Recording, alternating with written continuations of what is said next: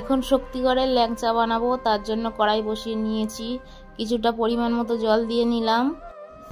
তো এখন ল্যাংচা বানানোর জন্য কি কি উপকরণ নিয়েছি দেখাবো। তো এখন নিয়েছি এখানে সুজি নিয়েছি 2 কাপ মতো, আর নিয়েছি গুঁড়ো দুধ নিয়েছি, আর নিয়েছি এলাচ দানা, ছোট এলাচের দানা, আর সাদা তেল ও 1 চামচ ময়দা। তো এখন জল গরম কিছুটা তুলে নিয়েছি, নিয়ে এখন দুধটা ভালো করে গুলিয়ে নেব। তো নিয়ে কড়াইয়ের মধ্যে দেব, কড়াইয়ের মধ্যে শুকনো দুধ দিলে দলা পাকিয়ে যাবে, তাই জন্য। তো এই যে এখন দুধটা ফুটে উঠেছে তো জলটা, ওর মধ্যে দুধটা ঢেলে দিলাম, দিয়ে ভালো করে নাড়াচাড়া করে দুধটা ভালো করে গুলিয়ে নেব।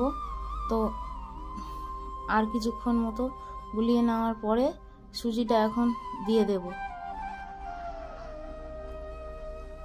তো এই যে সুজিটা দিয়ে দিলাম, সুজিটা কড়াইয়ের মধ্যে দিয়ে ভালো করে নেড়ে চেড়ে ভালো করে রসটা মেরে নিয়েছি, নিয়ে এখন দলাটা তুলে নিলাম।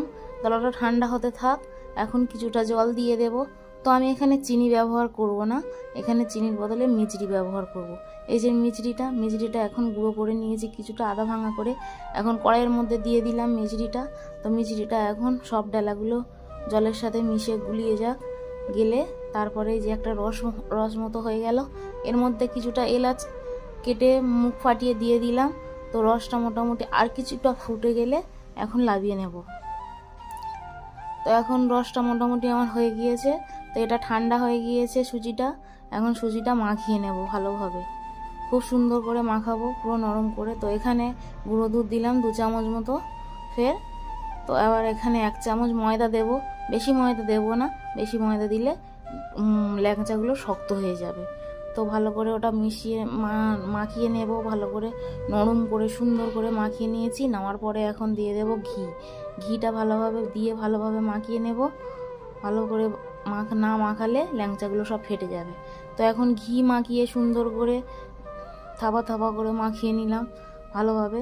তো এখন ল্যাংচাটা রেডি করার জন্য মাখানো হয়ে গিয়েছে।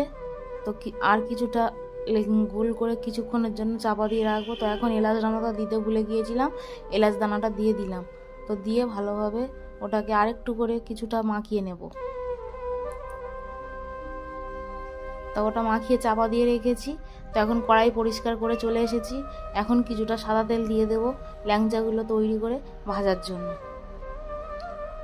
তো ল্যাংচাগুলো তৈরির জন্য ডোটা পুরো কমপ্লিট হয়ে গিয়েছে। এখন হাতে কিছুটা ঘি নিয়ে ল্যাংচাগুলো তৈরি করতে থাকবো।